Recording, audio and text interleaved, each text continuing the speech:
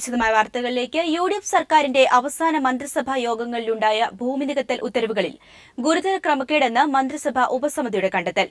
Hope Methrankayal വിഷയങ്ങളിൽ ക്രമക്കേട് നടന്നിട്ടുണ്ടെന്നും ഉപസമിതിക്ക് ബോധ്യപ്പെട്ടു. റവന്യൂ വകുപ്പുമായി ബന്ധപ്പെട്ട 127 ഫയലുകളാണ് സമിതി പരിശോധിച്ചത്. കഴിഞ്ഞ മന്ത്രിസഭയുടെ അവസാന 4 യോഗങ്ങളിലെ തീരുമാനങ്ങളാണ് AK ബാലൻ കൺവീനറായ ഉപസമിതി പരിശോധിക്കുന്നത്. റവന്യൂ വകുപ്പുമായി ബന്ധപ്പെട്ട തീരുമാനങ്ങളിൽ ഗുരുതര ക്രമക്കേടുണ്ടെന്നാണ് സമിതി പ്രാഥമികമായി കണ്ടെത്തിയത്. റവന്യൂ വകുപ്പിലെ 127 ഫയലുകൾ പരിശോധിച്ചതിലാണ് ഞെട്ടിപ്പിക്കുന്ന ക്രമക്കേടുകൾ ഉപസമിതിക്ക് ബോധ്യപ്പെട്ടത്.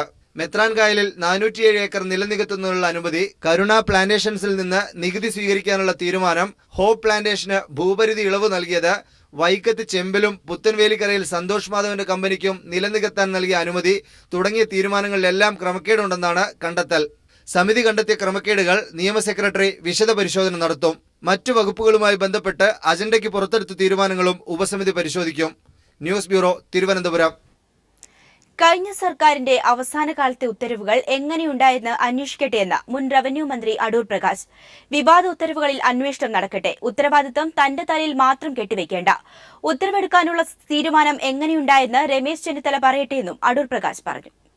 ഇതിപ്പോൾ ഭൂമി സംബന്ധിച്ചുള്ള ഒരു കാര്യമാണ് എന്നുള്ളത് കൊണ്ട് റവന്യൂ വകുപ്പ് എല്ലാ ഉത്തരവാദിത്വങ്ങളും എന്തൊക്കെ സംഭവിച്ചാലും അതെല്ലാം റവന്യൂ വകുപ്പ് തന്നെ ഏറ്റെടുക്കണം എന്ന് നിങ്ങൾ പറയുന്നത് ശരിയല്ല. ആകെ ഉള്ളത് ഞങ്ങളുടെ ഡിപ്പാർട്ട്മെൻറ്റിൽ നിന്ന് ഇതിന് ഉത്തരവ് ഇറക്കി കൊടുത്തു. ഇത് ഉത്തരവ് ഇറക്കിയതിന് ശേഷമാണ് ഞാൻ കാണുന്നത് തന്നെ, ഞാൻ അറിയുന്നത് അതിനുശേഷമാണ്. ഇതൊക്കെ ഫയലുണ്ടല്ലോ, ഫയലിനകത്ത് അവർ നോക്കട്ടെ. കടമക്കുടിയുടെ കാര്യത്തിൽ, പെത്രാങ്കായലിൻ്റെ കാര്യത്തിൽ, മറ്റുള്ള വിഷയത്തിൻ്റെ ചില കാര്യങ്ങളൊക്കെ ഉണ്ടല്ലോ. അതിനകത്ത് ഞാൻ എന്തെങ്കിലും അതിനകത്ത് എഴുതിയിട്ടുണ്ടോ, ഞാൻ എന്തെങ്കിലും ഒപ്പിട്ടിട്ടുണ്ടോ, അതൊക്കെ വരട്ടെ, പുറത്തു വരട്ടെ. കൊല്ലം ജില്ലാ കളക്ടറേറ്റ് വളപ്പിൽ ഉഗ്രസ്ഫോടനം. രാവിലെ 10:45-നാണ് ടൈമർ ഘടിപ്പിച്ച ബോംബ് പൊട്ടിത്തെറിച്ചത്.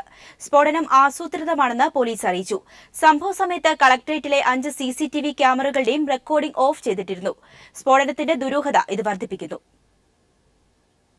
രാവിലെ 10:45-ഓടെയാണ് കൊല്ലം കളക്ടറേറ്റ് വളപ്പിൽ ഉഗ്രസ്ഫോടനമുണ്ടായത്. പാർക്ക് ചെയ്തിരുന്ന സർക്കാർ ജീപ്പിലാണ് സ്ഫോടനം നടന്നത്. സംഭവ സമയത്ത് നിരവധി പേർ സ്ഥലത്തുണ്ടായിരുന്നു. സ്ഫോടനത്തിൽ മുൻസിഫ് കോടതിയുടെ വരാന്തയിലുണ്ടായിരുന്ന കുണ്ട്ര സ്വദേശി സാബുവിന്റെ മൂക്കിന് സാരമായ പരിക്കേറ്റു. വാതിലിൽ തന്നെ നിൽക്കുമായിരുന്നു. ഒരു ഭയങ്കരമായ ഒരു എക്സ്പ്ലോഷൻ കേട്ടു, ഭയങ്കര ഒരു സൗണ്ട് കേട്ടു. അപ്പോൾ എന്തോ വന്നെ അടിയടിച്ച പോലെ അവിടെ പിടിച്ചോണ്ടല്ലോ. ഉടനടി ബോംബ് സ്ക്വാഡും ഡോഗ് സ്ക്വാഡും ഫയർഫോഴ്സും സംഭവസ്ഥലത്തെത്തി പരിശോധന നടത്തി. കോടതി പരിസരത്ത് നിന്നും ബാറ്ററിയും വെടിമരുന്നും സ്റ്റീൽ ഷീലുകളും ബോംബ് സൂക്ഷിച്ച ബാഗും പോലീസ് കണ്ടെത്തി. ടൈമർ വെച്ച ബോംബാണ് പൊട്ടിത്തെറിച്ചതെന്ന് കരുതുന്നതായി IG മനോജ് എബ്രഹാം പറഞ്ഞു. ബോംബ് തന്നെ ഒരു IED എന്ന് പറയുന്ന ഒരു ഇംപ്രവൈസ്ഡ് എക്സ്പ്ലോസീവ് ഡിവൈസ് എന്ന് പറഞ്ഞ ഒരു കാര്യം തന്നെയാണ് നമ്മൾ കാണുന്നത്. ഒരു കുറച്ച് ഇലക്ട്രോണിക്സ് കൊണ്ട് അതിന്റെ ഭാഗം കിട്ടിയിട്ടുണ്ട്. അതിൻ്റെ അകത്ത് ലോ എക്സ്പ്ലോസീവ് ബ്ലാസ്റ്റ് ആയിട്ടാണ് കാണുന്നത്, ഹൈ എക്സ്പ്ലോസീവ് അല്ല. അതിൻ്റെ അകത്ത് സ്പ്ലിൻറ്റേഴ്സ് ഒന്നും ഇല്ല, അതുകൊണ്ട് വലിയൊരു ഡാമേജ് ചെയ്യാനല്ല. പക്ഷെ സൗണ്ട് കൊണ്ട് അതിൻ്റെ മെക്കാനിസം എല്ലാം കറക്റ്റ് ആയിട്ടുണ്ട്. അപ്പോൾ അത് എന്തോ അതിൻ്റെ പർപ്പസിനും മറ്റേതും നമ്മൾ അന്വേഷിച്ചുകൊണ്ടിരിക്കുന്നുണ്ട്. അതിൻ്റെ ബാക്കി ഭാഗങ്ങളെല്ലാം, ബോംബിൻ്റെ ഭാഗങ്ങളെല്ലാം കിട്ടിയിട്ടുണ്ട്. അതേസമയം സ്ഫോടനത്തിൽ ദുരൂഹതയേറുകയാണ്. സംഭവ സമയത്ത് കളക്ടറേറ്റിലെ CCTV ക്യാമറകൾ പ്രവർത്തിച്ചിരുന്നില്ലെന്ന് കണ്ടെത്തിയിട്ടുണ്ട്. 5 ക്യാമറകളുടെയും റെക്കോർഡിംഗ് ഓഫ് ചെയ്ത നിലയിലായിരുന്നു. സ്ഫോടനത്തിന് പിന്നിൽ പ്രവർത്തിച്ചവരെ കണ്ടെത്താൻ പോലീസ് വിപുലമായ അന്വേഷണമാണ് ആരംഭിച്ചിരിക്കുന്നത്. ന്യൂസ് ബ്യൂറോ, കൊല്ലം. നാദാപുരം തൂണേരിയിൽ CPIM പ്രവർത്തകൻ ഷിബിനെ വെട്ടിക്കൊലപ്പെടുത്തിയ കേസിൽ എല്ലാ പ്രതികളെയും വെറുതെ വിട്ടു. കുറ്റം തെളിയിക്കാൻ പ്രോസിക്യൂഷൻ പരാജയപ്പെട്ടെന്ന് കോടതി. എരഞ്ഞിപ്പാലം അഡീഷണൽ സെഷൻസ് കോടതിയുടേതാണ് വിധി. മുസ്ലിം ലീഗ് പ്രവർത്തകരടക്കം 17 പേർ കേസിൽ പ്രതികളായിരുന്നു. കോടതി നടപടികൾ ആരംഭിച്ച ഉടൻ തന്നെ മുഴുവൻ പ്രതികളെയും വെറുതെ വിട്ടുകൊണ്ട് മാറാട് പ്രത്യേക കോടതി ജഡ്ജി S കൃഷ്ണകുമാർ ഉത്തരവിട്ടു. തെയ്യമ്പാടി ഇസ്മയിൽ ഉൾപ്പെടെയുള്ള 17 മുസ്ലിം ലീഗ് പ്രവർത്തകരെയാണ് കോടതി വെറുതെ വിട്ടത്. FIR ഫയൽ ചെയ്യാൻ കാലതാമസമുണ്ടായതായി കോടതി വിധിന്യായത്തിൽ ചൂണ്ടിക്കാട്ടി. അന്വേഷണവും കുറ്റപത്രവും വിശ്വാസയോഗ്യമല്ല, സാക്ഷിമൊഴികളിൽ വൈരുദ്ധ്യമുണ്ടെന്നും കോടതി നിരീക്ഷിച്ചു. അതേസമയം തനിക്ക് നീതി നിഷേധിക്കപ്പെട്ടുവെന്ന് കൊല്ലപ്പെട്ട ഷിബിന്റെ പിതാവ് CK ഭാസ്കരൻ പറഞ്ഞു. ഇരകളോടൊപ്പമല്ല, വേട്ടക്കാരോടൊപ്പമാണ് നീതിയെന്നും വിധിക്കെതിരെ മേൽക്കോടതിയിൽ അപ്പീൽ നൽകുമെന്നും ഭാസ്കരൻ പീപ്പിൾ TVയോട് പറഞ്ഞു. നീതി എവിടെ ലഭിച്ചിരിക്കുന്നു? നീതിയല്ല, ഇരകളോടൊപ്പം അല്ല വരുന്നത്, വേട്ടക്കാരോടൊപ്പം നിന്ന ഒരു സ്ഥിതിയാണ് നമുക്ക് തോന്നുന്നത്. സാക്ഷികൾ എന്ന് പറയുന്നത് ശിവന്റെ കൂടെ പരിക്കേറ്റ് മരണത്തിൽ നിന്ന് രക്ഷപ്പെട്ടു വന്നവരാണ്. അവരുടെ മൊഴിയല്ലേ സ്വീകരിക്കപ്പെടേണ്ടത്. അന്വേഷണ സംഘത്തിലും നല്ല രീതിയിൽ അന്വേഷണം നടത്തിയിട്ടുണ്ട്. പ്രതികൾക്കെതിരെ സാക്ഷി വിസ്താരത്തിൽ വളരെ നന്നായിട്ട് സാക്ഷികൾ പെർഫോമൻസ് ചെയ്തിട്ടുണ്ട്. നല്ല രീതിയിൽ കേസ് നടത്തിയിട്ടുണ്ട്. പക്ഷേ ഇവിടെ എന്ത് സംഭവിച്ചെന്ന് എനിക്കറിയില്ല. പ്രതിഭാഗത്തിനു വേണ്ടി അഡ്വക്കേറ്റ് CK ശ്രീധരൻ ഹാജരായി. അഡ്വക്കേറ്റ് K വിശ്വനായിരുന്നു സ്പെഷ്യൽ പ്രോസിക്യൂട്ടർ. വിധി പ്രസ്താവം മുൻനിർത്തി കനത്ത സുരക്ഷാ സന്നാഹമായിരുന്നു കോടതി പരിസരത്ത് ഏർപ്പെടുത്തിയിരുന്നത്. PV കുട്ടൻ, കോഴിക്കോട്. ഷിബിൻ വധക്കേസിൽ മുഴുവൻ പ്രതികളെയും വെറുതെ വിട്ട പ്രത്യേക കോടതി വിധിക്കെതിരെ ഹൈക്കോടതിയിൽ ഉടൻ അപ്പീൽ നൽകുമെന്ന് CPM ജില്ലാ സെക്രട്ടറി P. മോഹനൻ മാസ്റ്റർ. വസ്തുതകൾ വിലയിരുത്തുന്നതിൽ കോടതിക്ക് ഗുരുതരമായ പിഴവ് പറ്റിയെന്ന് സ്പെഷ്യൽ പ്രോസിക്യൂട്ടർ K. വിശ്വൻ പ്രതികരിച്ചു. ഷിബിൻ വധക്കേസിൽ മുഴുവൻ പ്രതികളെയും വെറുതെ വിട്ട കോടതി വിധി അപ്രതീക്ഷിതമാണെന്നായിരുന്നു CPIM ജില്ലാ സെക്രട്ടറി P. മോഹനൻ മാസ്റ്ററുടെ പ്രതികരണം. മാരകമായ പരിക്കേൽക്കുന്നതിന് ഇടയായിട്ടുള്ള ഈ 6 സാക്ഷികളുടെ മൊഴി കോടതി അവിശ്വസിക്കാനിടയായത് വലിയ ഒരു നിയമപ്രശ്നമായി ഉയർന്നു വരുമെന്നാണ് ഞങ്ങൾ കരുതുന്നത്. കേരള ഹൈക്കോടതിയുടെ മുമ്പാകെ ഒട്ടും താമസം കൂടാതെ ഈ കാര്യത്തിൽ അപ്പീൽ സമർപ്പിക്കുന്നതിനാവശ്യമായ നടപടികൾ സ്വീകരിക്കും. ഇതിൽ കുറ്റക്കാരായിട്ടുള്ള ആളുകൾക്ക് ശിക്ഷ ലഭിക്കുമെന്ന് ഉറപ്പാക്കുന്നതിനുള്ള അവസാനത്തെ നിയമപരമായ വഴികളും അന്വേഷിക്കും, അത് തേടും, അത് അവലംബിക്കും. അതിന് CPIM ഉണ്ടാകും. നാദാപുരത്ത് സമാധാനം നിലനിർത്തുന്നതിനായി ജനങ്ങൾ ജാഗ്രത പാലിക്കണമെന്നും CPIM ഇതിന് മുൻകൈയെടുക്കുമെന്നും മോഹനൻ മാസ്റ്റർ പറഞ്ഞു. സാമൂഹ്യ സുരക്ഷയും സമാധാനവും തകർക്കുന്ന അക്രമി സംഘങ്ങൾക്ക് പ്രോത്സാഹനം നൽകുന്ന വിധിയാണ് കോടതിയിൽ നിന്നുണ്ടായതെന്ന് സ്പെഷ്യൽ പ്രോസിക്യൂട്ടർ K. വിശ്വൻ പറഞ്ഞു. വസ്തുതകൾ വിലയിരുത്തുന്നതിന് കോടതിക്ക് ഗുരുതരമായ പിശക് സംഭവിച്ചിട്ടുണ്ട് എന്നുള്ളതാണ് ഈ സംബന്ധിച്ച് എനിക്ക് പ്രതികരിക്കാനുള്ളത്. സാമൂഹ്യ സുരക്ഷ, ജീവസുരക്ഷ അടക്കം അപകടപ്പെടുത്തുന്ന അക്രമികൾക്കുള്ള പ്രോത്സാഹനമായി ഈ വിധിയെ കാണേണ്ടി വരും.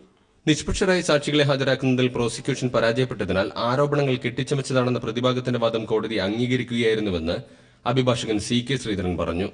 News bureau, Kozhikode. തിരികെ വാർത്തകളിലേക്ക്. ഒറ്റപ്പാലത്തെ RSS അക്രമത്തിനെതിരെ മാധ്യമപ്രവർത്തകർ തലസ്ഥാനത്ത് പ്രതിഷേധ പ്രകടനം നടത്തി.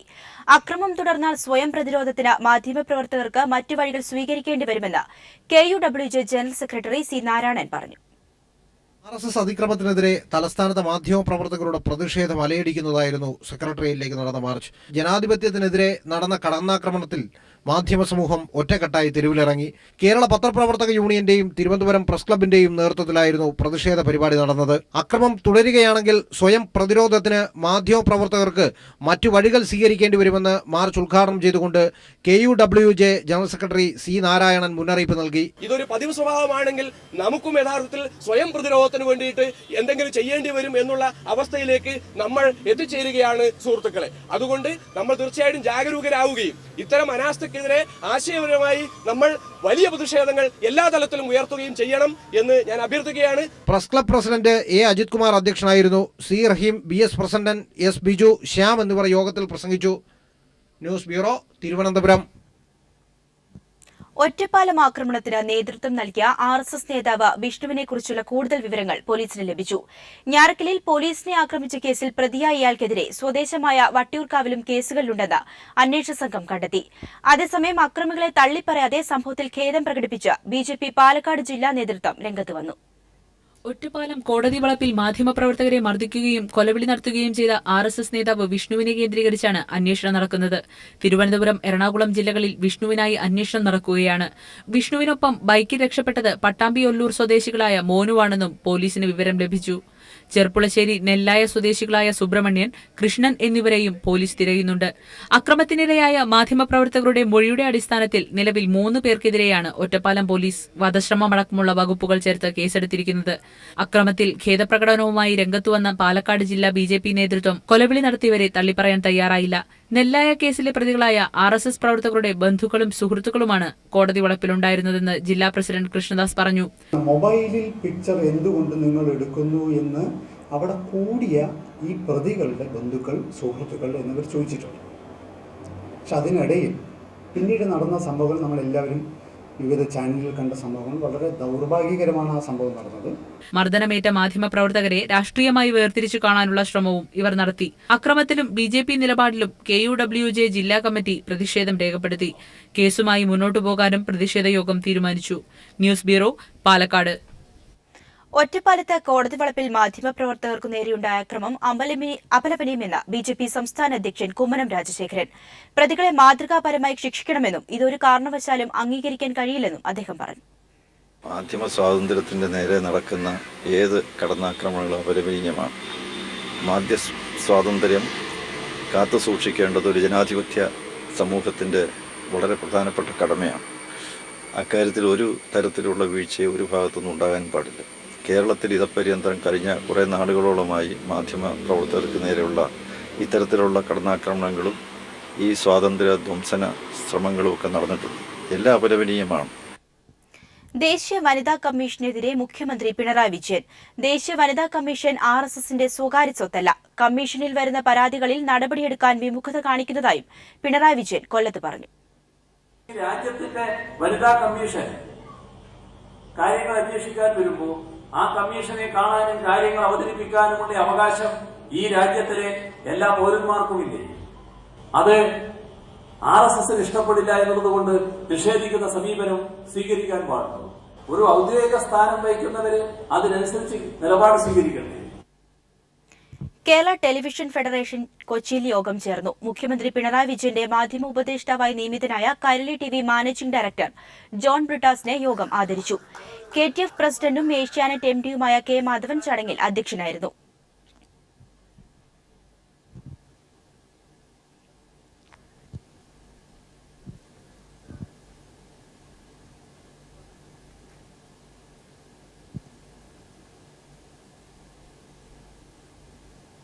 SBT അടക്കം 6 ബാങ്കുകൾ സ്റ്റേറ്റ് ബാങ്ക് ഓഫ് ഇന്ത്യയിൽ ലയിപ്പിക്കാനുള്ള തീരുമാനത്തിന് കേന്ദ്ര മന്ത്രിസഭ അംഗീകാരം നൽകി. രാജ്യാന്തര തലത്തിൽ മത്സരിക്കാൻ വൻകിട ബാങ്കുകളാണ് ആവശ്യമെന്ന നിർദ്ദേശത്തോട് കേന്ദ്ര സർക്കാരും യോജിച്ചു. ലയനം പൂർത്തിയാകുന്നതോടെ നിക്ഷേപ വായ്പാ തന്ത്രങ്ങളിലും വലിയ മാറ്റമുണ്ടാകും.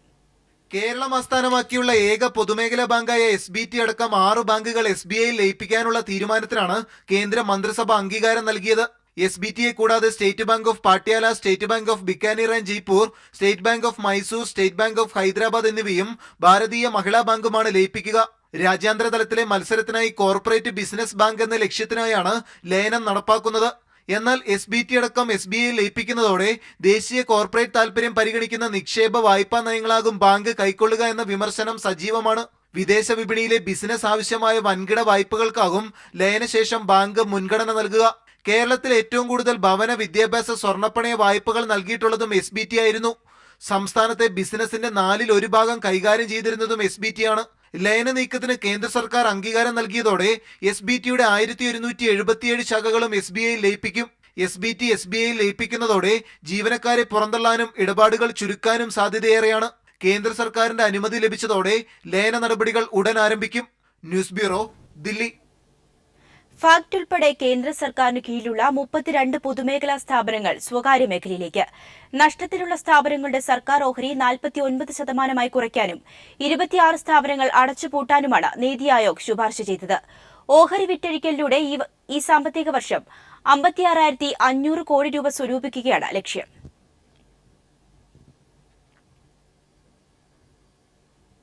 കോർപ്പറേറ്റ് വൽക്കരണം ലക്ഷ്യമിട്ട് ബാങ്ക് ദേശവൽക്കരണത്തെ തകിടം മറിക്കാനുള്ള നീക്കം കേരളത്തിന്റെ പൊതുപ്രശ്നമായി ഉയർത്തിക്കൊണ്ടുവരുമെന്ന് CPM സംസ്ഥാന സെക്രട്ടറി കോടിയേരി ബാലകൃഷ്ണൻ പറഞ്ഞു. വിദേശ മൂലധനത്തിന് നമ്മുടെ ബാങ്കിംഗ് മേഖലയിലേക്ക് കടന്നു വരാനുള്ള അവസരം സൃഷ്ടിക്കുകയാണ് ഇതിന്റെ പിന്നിൽ പതിയിരിക്കുന്ന ആപൽക്കരമായ ലക്ഷ്യം. കോർപ്പറേറ്റ് വൽക്കരണമാണ് ബാങ്കിംഗ് മേഖലയിൽ നടക്കാൻ പോകുന്നത്. ഇത് ബാങ്ക് ദേശവൽക്കരണം വഴി ലക്ഷ്യമിട്ടിട്ടുള്ള നയത്തിൽ നിന്നുള്ള വലിയൊരു പിറകോട്ട് പോക്കാണ്. തിരികെ വാർത്തകളിലേക്ക്. സംസ്ഥാനത്തെ ധനസ്ഥിതി വിശദീകരിക്കുന്ന ധവളപത്രം ഇറക്കാൻ മന്ത്രിസഭാ തീരുമാനം. തിരുവനന്തപുരത്തെ 2ാമത്തെ മെഡിക്കൽ കോളേജിൽ ഇത്തവണ പ്രവേശനം നടത്താനാകില്ലെന്ന് മെഡിക്കൽ കൌൺസിലിനെ അറിയിക്കും. അടിസ്ഥാന സൌകര്യങ്ങളില്ലാതെ പ്രവേശനം നടത്താനുള്ള മുൻ സർക്കാരിന്റെ നീക്കം വിമർശിക്കപ്പെട്ടിരുന്നു. അതേസമയം ഹയർ സെക്കൻഡറി സ്കൂളുകളിൽ +1 സീറ്റിന്റെ എണ്ണത്തിൽ 20% വർധനവ് വരുത്തുവാനും മന്ത്രിസഭായോഗം തീരുമാനിച്ചു. സംസ്ഥാനത്തിന്റെ സാമ്പത്തിക സ്ഥിതി തീർത്തും പരിതാപകരമായ സാഹചര്യത്തിലാണ് സർക്കാർ ധവളപത്രം ഇറക്കുന്നത്. സാമ്പത്തിക സ്ഥിതി വിശദീകരിച്ച് ധവളപത്രം ഇറക്കാൻ മന്ത്രിസഭ ധനവകുപ്പിന് അനുമതി നൽകി. ബജറ്റിനൊപ്പമായിരിക്കും ധവളപത്രമെന്നാണ് സൂചന. കഴിഞ്ഞ സർക്കാർ അവസാന കാലത്ത് പ്രഖ്യാപിച്ച തിരുവനന്തപുരത്തെ 2ാമത്തെ മെഡിക്കൽ കോളേജിൽ ഇത്തവണ പ്രവേശനം നടത്താനാകില്ലെന്ന് ഇന്ത്യൻ മെഡിക്കൽ കൌൺസിലിനെ അറിയിക്കും. അടിസ്ഥാന സൌകര്യങ്ങളില്ലാതെ തിരക്ക് പിടിച്ച് തീരുമാനമെടുത്താൽ മെറിറ്റിൽ പ്രവേശനം നേടുന്ന വിദ്യാർത്ഥികളുടെ ഭാവി അവതാളത്തിലാകുമെന്നാണ് വിലയിരുത്തൽ. ജനറൽ ആശുപത്രിയും തൈക്കാട് ആശുപത്രിയും കൂട്ടിച്ചേർത്ത് മെഡിക്കൽ കോളേജ് ഉണ്ടാക്കാനുള്ള ധൃതി പിടിച്ച നീക്കം നേരത്തെ വിമർശിക്കപ്പെട്ടിരുന്നു. അഡീഷണൽ അഡ്വക്കേറ്റ് ജനറലായി രഞ്ജിത്ത് തമ്പാനെ നിയമിക്കാനും മന്ത്രിസഭായോഗം തീരുമാനിച്ചു. News bureau, Thiruvananthapuram. സംസ്ഥാനത്ത് സ്കൂൾ പ്രവേശനത്തിന് വാക്സിനേഷൻ നിർബന്ധമാക്കാൻ സർക്കാർ തീരുമാനം. വാക്സിനേഷൻ എടുക്കാത്ത കുട്ടികളുടെ കണക്കെടുക്കാൻ വിദ്യാഭ്യാസ വകുപ്പ് നിർദ്ദേശം നൽകി. 1 മാസത്തിനകം കണക്കെടുപ്പ് പൂർത്തിയാക്കി റിപ്പോർട്ട് സമർപ്പിക്കാനാണ് ഉത്തരവ്. അടുത്ത അധ്യയന വർഷം മുതൽ സംസ്ഥാനത്ത് 1-ാം ക്ലാസ്സിൽ പ്രവേശനം നേടുന്ന കുട്ടികൾക്ക് വാക്സിനേഷൻ ഉറപ്പാക്കാനാണ് സർക്കാരിന്റെ പുതിയ തീരുമാനം. പ്രതിരോധ വാക്സിനുകൾക്കെതിരെ പ്രചാരണം നടത്തുന്നവർക്കെതിരെ കർശന നടപടിക്കും സർക്കാർ നിർദ്ദേശം നൽകി. ഇതിന്റെ അടിസ്ഥാനത്തിലാണ് വാക്സിനേഷൻ നിർബന്ധമാക്കുന്നത്. വാക്സിനേഷൻ എടുത്തവർ, എടുക്കാത്തവർ, പൂർത്തിയാക്കാത്തവർ, അതോടൊപ്പം തന്നെ വാക്സിനേഷനെക്കുറിച്ച് അറിവില്ലാത്തവർ എന്നിങ്ങനെ തരംതിരിച്ച് കണക്കെടുക്കാനാണ് നിർദ്ദേശം. ആരോഗ്യവകുപ്പുമായി ചേർന്നാണ് കണക്കെടുപ്പ് നടത്തുക. അത്തരം കാര്യങ്ങൾ വളരെ സമഗ്രമായിട്ടുള്ളൊരു കണക്കെടുക്കാനും അതുമായിട്ട് ഇടപെടാനുള്ള ശ്രമം നടന്നുകൊണ്ടിരിക്കുന്നത്. ഇപ്പം എല്ലാം നടക്കുന്നത് ഇതുവരെ നടന്നിരുന്ന കൺവെൻഷനലായിട്ട് നടന്നിരുന്ന രീതിയിലാണ് ഇപ്പോൾ നടക്കുന്നത്. അത് മാറ്റി വീണ്ടും ചിലപ്പോൾ അത് കണക്കെടുക്കാൻ ശ്രമിക്കും. അതാത് സ്കൂളുകളിലെ പ്രധാന അധ്യാപകർക്കാണ് ഇതിന്റെ ചുമതല. ഇങ്ങനെ ശേഖരിക്കുന്ന വിവരങ്ങൾ തദ്ദേശ സ്വയംഭരണ സ്ഥാപനങ്ങൾ വഴി സർക്കാരിന് സമർപ്പിക്കണം. 1 മാസത്തിനകം കണക്കെടുപ്പ് പൂർത്തിയാക്കി റിപ്പോർട്ട് സമർപ്പിക്കാനാണ് ഉത്തരവ്. സംസ്ഥാനത്ത് നിന്നും തുടച്ചു നീക്കിയ രോഗങ്ങൾ വാക്സിനേഷന്റെ അഭാവം മൂലം വീണ്ടും പ്രത്യക്ഷപ്പെടുന്ന സാഹചര്യത്തിലാണ് സർക്കാരിന്റെ നടപടി. News bureau, Thiruvananthapuram. റംസാൻ നാളുകളിൽ UAE-യിലെ വിവിധ സ്ഥലങ്ങളിൽ ഒരുക്കിയ ഇഫ്താർ ടെന്റുകളിൽ തിരക്കേറുന്നു.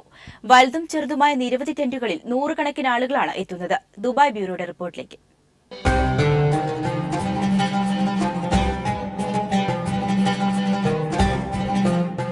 നോമ്പ് തുറക്കാനാവശ്യമായ എല്ലാ സാധനങ്ങളും ഒരുക്കിയാണ് ഇഫ്താർ ടെന്റുകൾ. വലുതും ചെറുതുമായി നിരവധി ടെന്റുകൾ UAE-യുടെ എല്ലാ ഭാഗങ്ങളിലുമുണ്ട്. സ്വദേശികളുടെ നേതൃത്വത്തിൽ ഒരുക്കിയ ടെന്റുകളിൽ ആർക്കും ചെന്ന് നോമ്പ് തുറക്കാം. ജ്യൂസും പഴവർഗ്ഗങ്ങളും ബിരിയാണിയുമൊക്കെയായി വിഭവസമൃദ്ധമായാണ് നോമ്പ് തുറ. എല്ലാ രാജ്യങ്ങളിലുള്ളവരും ഇഫ്താർ ടെന്റുകളിൽ എത്തുന്നു. തൊഴിലാളികളാണ് ഇഫ്താർ ടെന്റുകളിൽ എത്തുന്നവരിൽ ഏറെയും. സൗഹാർദ്ദത്തിന്റെയും സാഹോദര്യത്തിന്റെയും ഉദാത്തമായ സന്ദേശം കൂടിയാണ് ഈ ഇഫ്താർ ടെന്റുകളിലെ നോമ്പ് തുറകൾ വിളിച്ചോതുന്നത്. ദുബായിൽ നിന്ന് ടി ജമാലുദ്ദീൻ.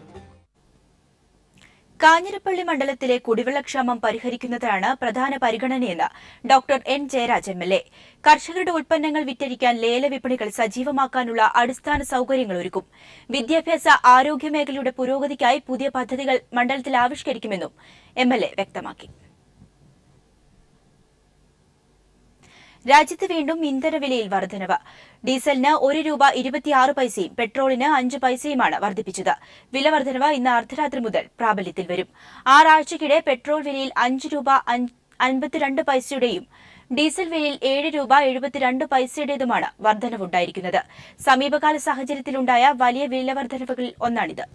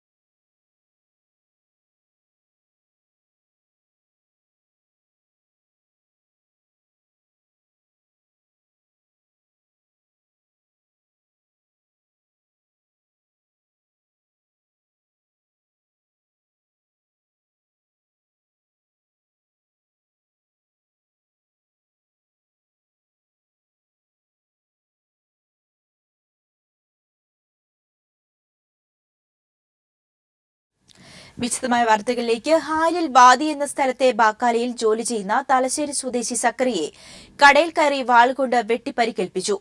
തലയ്ക്കും കൈക്കുമാണ് വെട്ടേറ്റത്. ഹായൽ കിങ് ഖാലിദ് ആശുപത്രിയിൽ പ്രവേശിപ്പിച്ച ഇദ്ദേഹത്തെ പ്രാഥമിക ചികിത്സയ്ക്ക് ശേഷം വിട്ടയച്ചു. മുഖം മൂടി ധരിച്ച് രണ്ടുപേരാണ് ആക്രമണം നടത്തിയത്. അക്രമികൾ കടയിൽ കയറി വരുന്നതടക്കമുള്ള ദൃശ്യങ്ങൾ കടയിലെ CCTV ക്യാമറയിൽ പതിഞ്ഞു. ക്യാമറ സംവിധാനം കേടുവരുത്തിയതിനാൽ അക്രമരംഗം ക്യാമറയിൽ ദൃശ്യമായില്ല.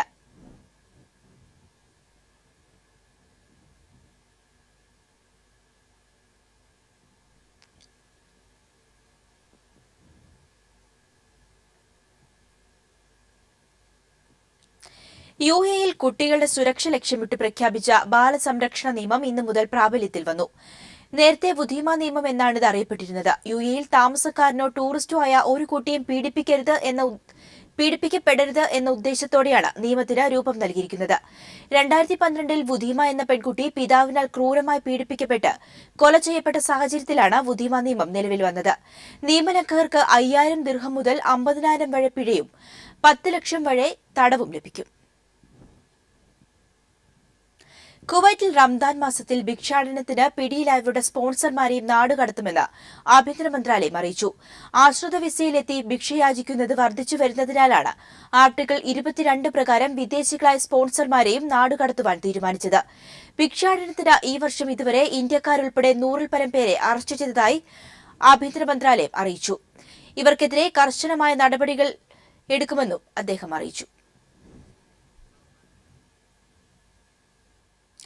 20ാമത് ദുബൈ അന്താരാഷ്ട്ര ഹോളി ഖുർആൻ പരിപാടികളുടെ ഭാഗമായി നടക്കുന്ന റമസാൻ പ്രഭാഷണ പരിപാടിയിൽ ജൂൺ 17 വെള്ളിയാഴ്ച SYS സംസ്ഥാന സെക്രട്ടറിയും മർക്കസ് ഡയറക്ടറുമായ ഡോക്ടർ AP അബ്ദുൽ ഹക്കീം അസ്ഹരി പ്രസംഗിക്കുമെന്ന് സംഘാടകർ വാർത്താ സമ്മേളനത്തിൽ അറിയിച്ചു. രാത്രി 10 മണിക്ക് Qusais Muhsina Medina മാളിന് പിൻവശത്തുള്ള Indian academy ഓഡിറ്റോറിയത്തിലാണ് പ്രഭാഷണം ഒരുക്കിയിരിക്കുന്നത്. സന്തുഷ്ട ജീവിതത്തിന്റെ ഇസ്ലാമിക പരിപ്രേക്ഷ്യം എന്നതാണ് പ്രഭാഷണ വിഷയമെന്നും ഭാരവാഹികൾ അറിയിച്ചു.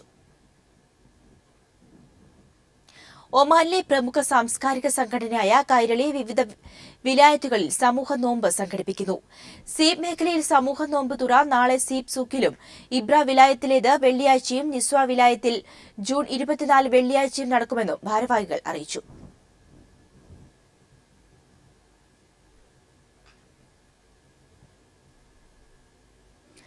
മാവൂർ ഏരിയ പ്രവാസി സംഘം ജനറൽ ബോഡി മീറ്റിംഗും ഇഫ്താർ പാർട്ടിയും സംഘടിപ്പിച്ചു.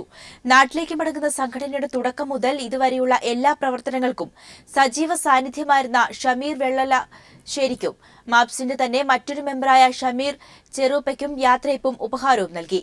പ്രസിഡന്റ് മുഹമ്മദ് മാസ്റ്റർ അധ്യക്ഷത വഹിച്ചു.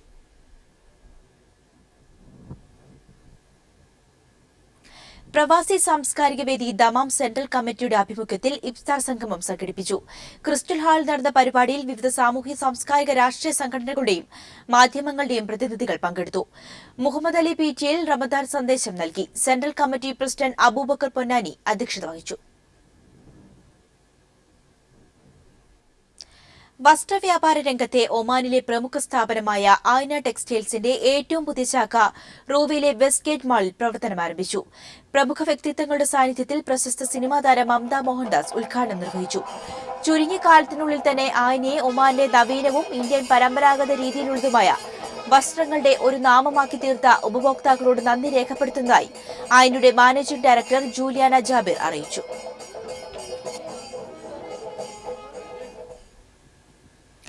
കുവൈറ്റിലെ കണ്ണൂർ നിവാസികളുടെ കൂട്ടായ്മയായ ഫ്രണ്ട്സ് ഓഫ് കണ്ണൂർ നടത്തിവരുന്ന മാതൃഭാഷാ പഠന ക്ലാസായ അക്ഷരക്കൂട്ടത്തോടനുബന്ധിച്ച് നാടകക്കളരി സംഘടിപ്പിച്ചു. സുരേഷ് നാടകക്കളരിക്ക് നേതൃത്വം നൽകി. ആർട്സ് കൺവീനർ രാജീവ് MB അധ്യക്ഷത വഹിച്ച ചടങ്ങിൽ മനോജ്, രഞ്ജിത്ത്, ശൈലേഷ്, KK സലീം എന്നിവർ സംസാരിച്ചു. സൌദിയിൽ ചില്ലറ വിൽപ്പന മേഖലയിൽ 100% ഉടമസ്ഥതയിൽ വിദേശ കമ്പനികൾക്ക് സ്ഥാപനങ്ങൾ ആരംഭിക്കുന്നതിനുള്ള ചില പ്രധാന നിബന്ധനകൾ സൌദി നിക്ഷേപക അതോറിറ്റി പുറപ്പെടുവിച്ചു. ഇതനുസരിച്ച് നിക്ഷേപം നടത്താൻ ഉദ്ദേശിക്കുന്ന വിദേശ കമ്പനിക്ക് 30 ദശലക്ഷം റിയാലിന്റെ അടിസ്ഥാന മൂലധനമുള്ളതായിരിക്കണം. ലൈസൻസ് ലഭിച്ച് ആദ്യ 5 വർഷങ്ങളിൽ ചുരുങ്ങിയത് രാജ്യത്ത് 200 ദശലക്ഷം റിയാലിന്റെ നിക്ഷേപം നടത്തണം. രാജ്യത്ത് ചില്ലറ മൊത്ത വ്യാപാര മേഖലയിൽ വിദേശ കമ്പനികളുടെ കടന്നുവരവ് രാജ്യത്ത് സാമ്പത്തിക മേഖലയിൽ ഉണർവുണ്ടാക്കുമെന്നും സ്വദേശികൾക്ക് കൂടുതൽ തൊഴിലവസരങ്ങൾ തുറക്കുമെന്നും സൌദി ജനറൽ ഇൻവെസ്റ്റ്മെന്റ് അതോറിറ്റി തലവൻ മേധാവി ഡോക്ടർ ആയിദ് അൽ ഉദൈബി പറഞ്ഞു. നിയമക്കുരുക്കുകളും മാനസിക വിഷമതകളും വനിതാ അഭയകേന്ദ്രത്തിലെ ഏറെ നാളത്തെ കാത്തിരിപ്പിനും ശേഷം സൌദിയിലെ ഹൌസ് മെയ്ഡായി വന്ന മഹാരാഷ്ട്രക്കാരി ഇന്ത്യൻ എംബസിയുടെയും നവയുഗം സാംസ്കാരിക വേദിയുടെയും സഹായത്തോടെ നാട്ടിലേക്ക് മടങ്ങി. മുംബൈ സ്വദേശിനിയായ നൂർജഹാൻ കുടുംബ പ്രാരാബ്ധങ്ങൾ കാരണമാണ് 8 മാസങ്ങൾക്ക് മുമ്പ് ഖത്തീഫിലെ ഒരു സൌദി പൌരന്റെ വീട്ടുജോലിക്കായി എത്തിയത്. അന്താരാഷ്ട്ര യോഗാ ദിനത്തോടനുബന്ധിച്ച് ഇന്ത്യൻ കോൺസുലേറ്റിന്റെ നേതൃത്വത്തിൽ ജൂൺ 18 ദുബായിൽ വിവിധ പരിപാടികൾ സംഘടിപ്പിക്കുന്നു. ദുബായ് വേൾഡ് ട്രേഡ് സെന്ററിൽ വെച്ചാണ് പരിപാടികൾ പങ്കെടുക്കാൻ താൽപര്യമുള്ളവർ ഉടൻ രജിസ്റ്റർ ചെയ്യണമെന്ന് അധികൃതർ അറിയിച്ചു. തിരികെ വാർത്തകളിലേക്ക്. യൂഡിഎഫ് സർക്കാരിന്റെ അവസാന മന്ത്രിസഭാ യോഗങ്ങളിലുണ്ടായ ഭൂമി നികത്തൽ ഉത്തരവുകളിൽ ഗുരുതര ക്രമക്കേടെന്ന മന്ത്രിസഭാ ഉപസമിതിയുടെ കണ്ടെത്തൽ. ഹോപ്പ് മെത്രാൻകായൽ വിഷയങ്ങളിൽ ക്രമക്കേട് നടന്നിട്ടുണ്ടെന്നും ഉപസമിതിക്ക് ബോധ്യപ്പെട്ടു. റവന്യൂ വകുപ്പുമായി ബന്ധപ്പെട്ട 127 ഫയലുകളാണ് സമിതി പരിശോധിച്ചത്. കഴിഞ്ഞ മന്ത്രിസഭയുടെ അവസാന 4 യോഗങ്ങളിലെ തീരുമാനങ്ങളാണ് AK ബാലൻ കൺവീനറായ ഉപസമിതി പരിശോധിക്കുന്നത്. റവന്യൂ വകുപ്പുമായി ബന്ധപ്പെട്ട തീരുമാനങ്ങളിൽ ഗുരുതര ക്രമക്കേടുണ്ടെന്നാണ് സമിതി പ്രാഥമികമായി കണ്ടെത്തിയത്.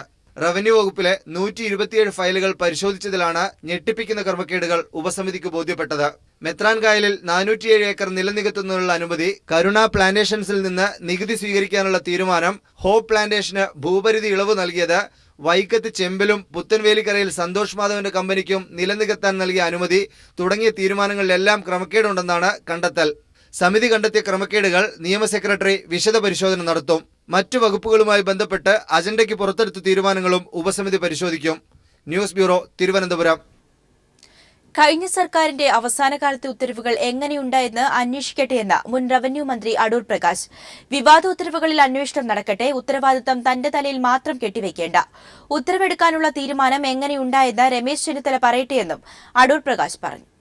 ഇതിപ്പോൾ ഭൂമി സംബന്ധിച്ചുള്ള ഒരു കാര്യമാണ് എന്നുള്ളത് കൊണ്ട് റവന്യൂ വകുപ്പ് എല്ലാ ഉത്തരവാദിത്വങ്ങളും എന്തൊക്കെ സംഭവിച്ചാലും അതെല്ലാം റവന്യൂ വകുപ്പ് തന്നെ ഏറ്റെടുക്കണം എന്ന് നിങ്ങൾ പറയുന്നത് ശരിയല്ല. ആകെ ഉള്ളത് ഞങ്ങളുടെ ഡിപ്പാർട്ട്മെൻറ്റിൽ നിന്ന് ഇതിന് ഉത്തരവ് ഇറക്കി കൊടുത്തു. ഉത്തരവ് ഇറക്കിയതിന് ശേഷമാണ് ഞാൻ കാണുന്നത് തന്നെ, ഞാൻ അറിയുന്നത് അതിനുശേഷമാണ്.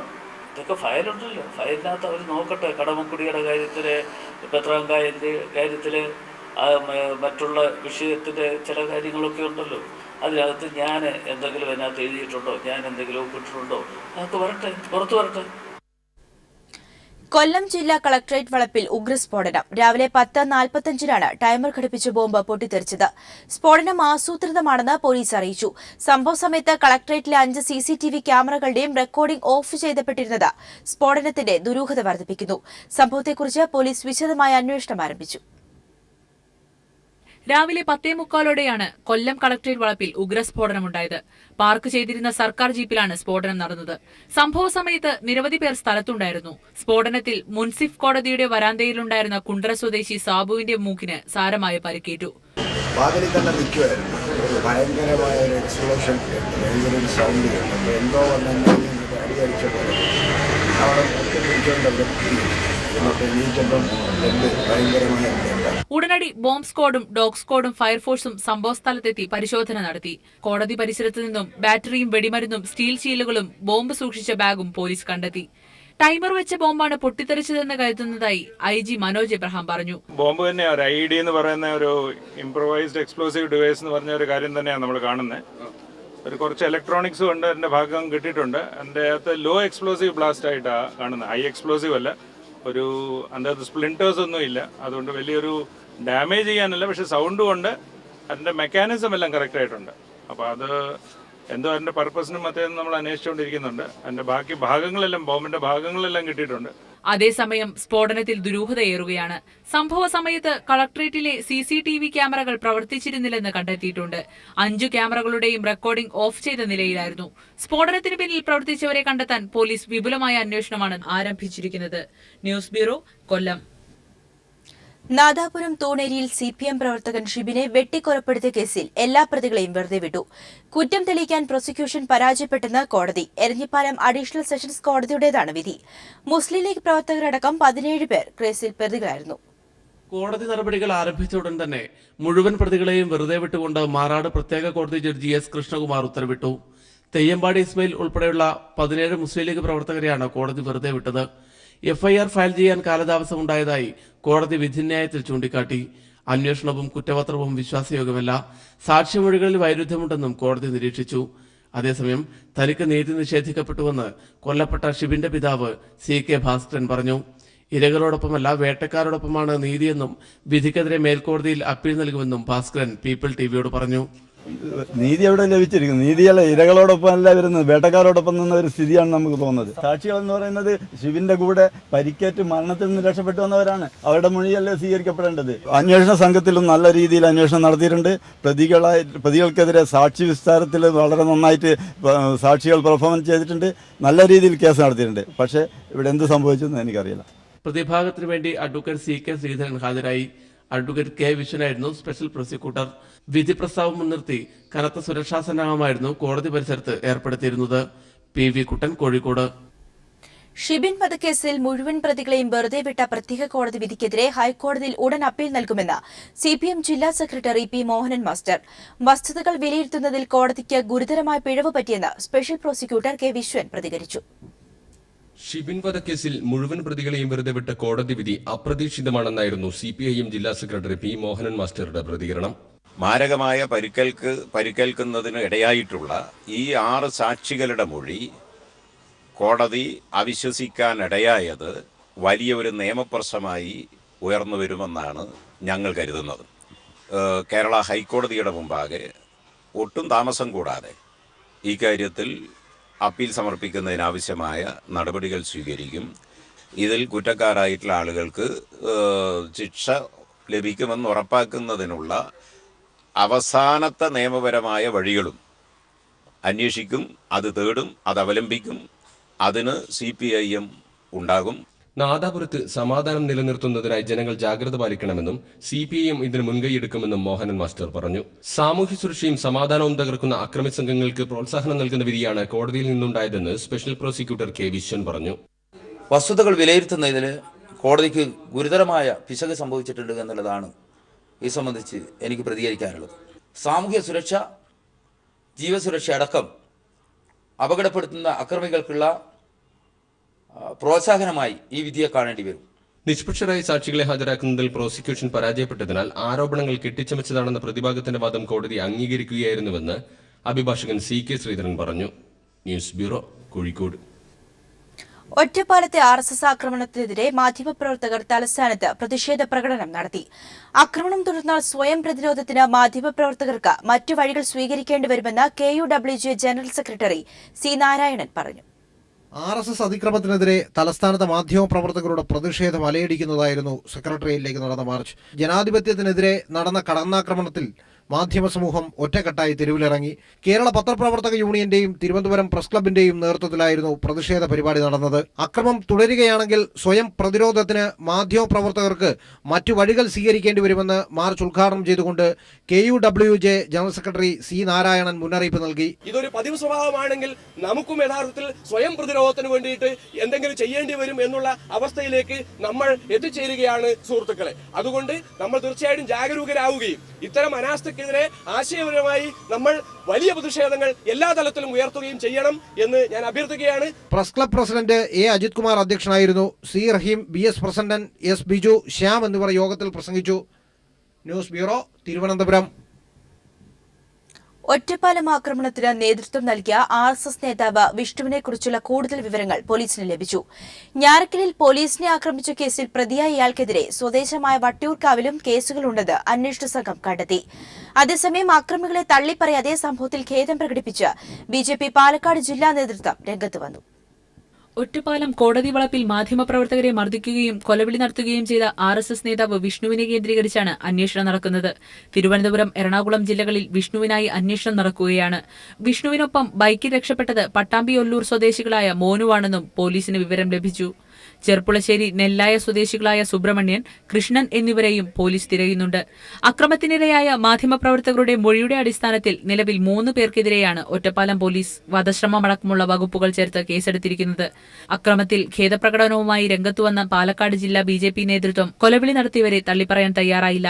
നെല്ലായ കേസിലെ പ്രതികളായ RSS പ്രവർത്തകരുടെ ബന്ധുക്കളും സുഹൃത്തുക്കളുമാണ് കോടതി വളപ്പിലുണ്ടായിരുന്നതെന്ന് ജില്ലാ പ്രസിഡന്റ് കൃഷ്ണദാസ് പറഞ്ഞു. മൊബൈലിൽ പിക്ചർ എന്തുകൊണ്ട് നിങ്ങൾ എടുക്കുന്നു എന്ന് അവിടെ കൂടിയ ഈ പ്രതികളുടെ ബന്ധുക്കൾ, സുഹൃത്തുക്കൾ എന്നിവർ ചോദിച്ചിട്ടുണ്ട്. പക്ഷെ അതിനിടയിൽ പിന്നീട് നടന്ന സംഭവങ്ങൾ നമ്മളെല്ലാവരും വിവിധ ചാനലുകൾ കണ്ട സംഭവങ്ങൾ വളരെ ദൗർഭാഗ്യകരമാണ് ആ സംഭവം നടന്നത്.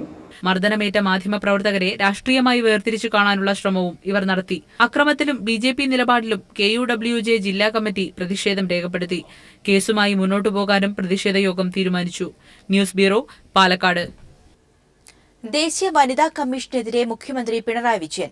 ദേശീയ വനിതാ കമ്മീഷൻ RSSന്റെ സ്വകാര്യ സ്വത്തല്ല. കമ്മീഷനിൽ വരുന്ന പരാതികളിൽ നടപടിയെടുക്കാൻ വിമുഖത കാണിക്കുന്നതായും പിണറായി വിജയൻ കൊല്ലത്ത് പറഞ്ഞു. രാജ്യത്തിന്റെ വനിതാ കമ്മീഷൻ കാര്യങ്ങൾ അന്വേഷിക്കാൻ വരുമ്പോൾ ആ കമ്മീഷനെ കാണാനും കാര്യങ്ങൾ അവതരിപ്പിക്കാനുമുള്ള അവകാശം ഈ രാജ്യത്തിലെ എല്ലാ പൗരന്മാർക്കുമില്ലേ?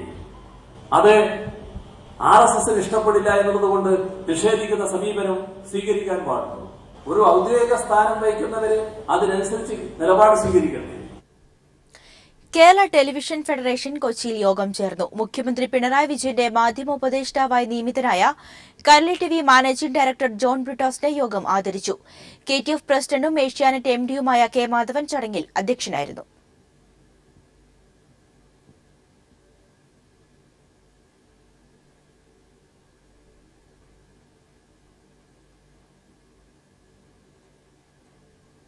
SPT അടക്കം 6 ബാങ്കുകൾ സ്റ്റേറ്റ് ബാങ്ക് ഓഫ് ഇന്ത്യയിൽ ലയിപ്പിക്കാനുള്ള തീരുമാനത്തിന് കേന്ദ്ര മന്ത്രിസഭ അംഗീകാരം നൽകി.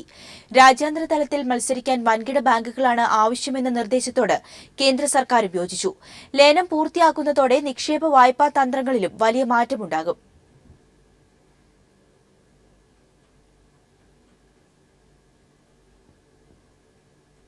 കോർപ്പറേറ്റ് വൽക്കരണം ലക്ഷ്യമിട്ട് ബാങ്ക് ദേശവൽക്കരണത്തെ തകിടം മറിക്കാനുള്ള നീക്കം കേരളത്തിന്റെ പൊതുപ്രശ്നമായി ഉയർത്തിക്കൊണ്ടുവരുമെന്ന് CPM ജില്ലാ സംസ്ഥാന സെക്രട്ടറി കോടിയേരി ബാലകൃഷ്ണൻ.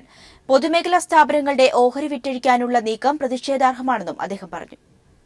വിദേശ മൂലധനത്തിന് നമ്മുടെ ബാങ്കിംഗ് മേഖലയിലേക്ക് കടന്നു വരാനുള്ള അവസരം സൃഷ്ടിക്കുകയാണ് ഇതിന്റെ പിന്നിൽ പതിയിരിക്കുന്ന ആപൽക്കരമായ ലക്ഷ്യം.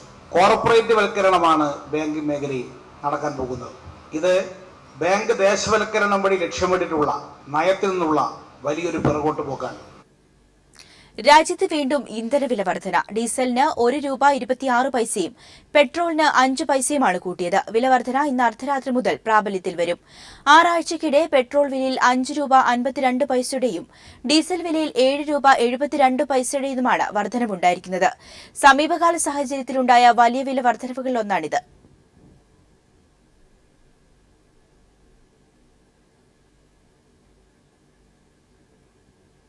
ഫാക്ട് ഉൾപ്പെടെ കേന്ദ്ര സർക്കാരിന് കീഴിലുള്ള 32 പൊതുമേഖലാ സ്ഥാപനങ്ങൾ സ്വകാര്യ മേഖലയിലേക്ക്.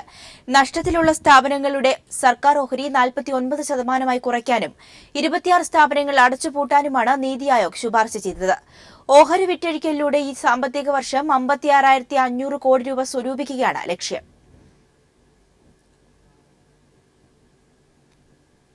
സംസ്ഥാനത്തെ ധനസ്ഥിതി വിശദീകരിക്കുന്ന ധവളപത്രമിറക്കാൻ മന്ത്രിസഭാ തീരുമാനം. തിരുവനന്തപുരത്തെ 2ാമത്തെ മെഡിക്കൽ കോളേജിൽ ഇത്തവണ പ്രവേശനം നടത്താനാകില്ലെന്ന് മെഡിക്കൽ കൌൺസിലിനെ അറിയിക്കും. അടിസ്ഥാന സൌകര്യങ്ങളില്ലാതെ പ്രവേശനം നടത്താനുള്ള മുൻ സർക്കാരിന്റെ നീക്കം വിമർശിക്കപ്പെട്ടിരുന്നു. അതേസമയം ഹയർ സെക്കൻഡറി സ്കൂളുകളിൽ +1 സീറ്റിന്റെ എണ്ണത്തിൽ 20% വർധനവ് വരുത്താനും മന്ത്രിസഭാ യോഗം തീരുമാനിച്ചു. സംസ്ഥാനത്ത് സ്കൂൾ പ്രവേശനത്തിന് വാക്സിനേഷൻ നിർബന്ധമാക്കാൻ സർക്കാർ തീരുമാനം. വാക്സിനേഷൻ എടുക്കാത്ത കുട്ടികളുടെ കണക്കെടുക്കാൻ വിദ്യാഭ്യാസ വകുപ്പ് നിർദ്ദേശം നൽകി. 1 മാസത്തിനകം കണക്കെടുപ്പ് പൂർത്തിയാക്കി റിപ്പോർട്ട് സമർപ്പിക്കാനാണ് ഉത്തരവ്.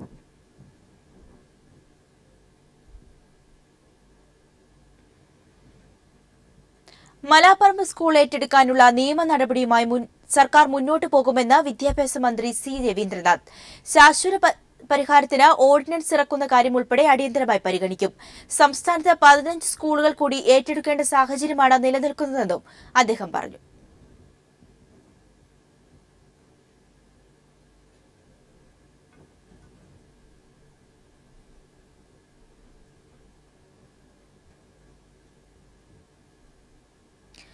ഇന്ത്യയെ അമേരിക്കയുടെ പ്രധാന പ്രതിരോധ പങ്കാളിയാക്കാനുള്ള നീക്കത്തിന് തിരിച്ചടി.